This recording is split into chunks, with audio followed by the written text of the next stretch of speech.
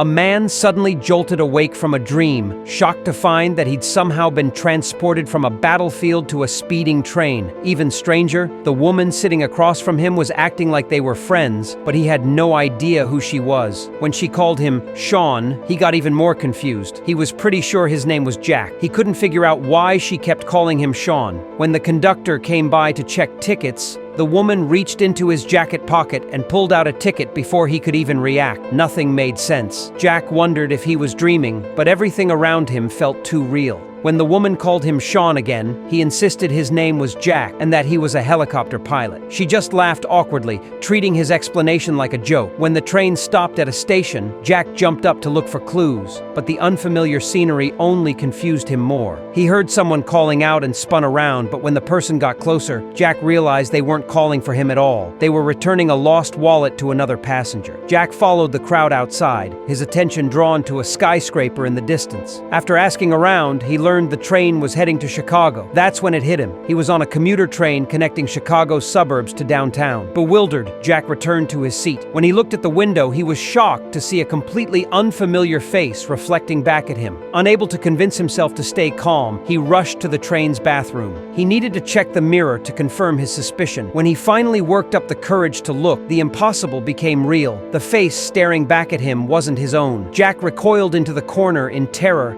and frantically pulled out the wallet he was carrying. The ID photo matched the stranger in the mirror perfectly. According to the ID, he was just a teacher. He guessed that he and Sean had somehow switched bodies, but where was his real body? Jack rushed out of the bathroom. The woman who'd been worried about him was waiting right outside. Overwhelmed and terrified, Jack ignored her. Suddenly, an oncoming train caused violent shaking in the car. The next second, a massive explosion tore through the train, the impact launching the cars off the tracks. But Jack didn't die. After a moment of dizziness, he woke up again, this time inside a sealed chamber.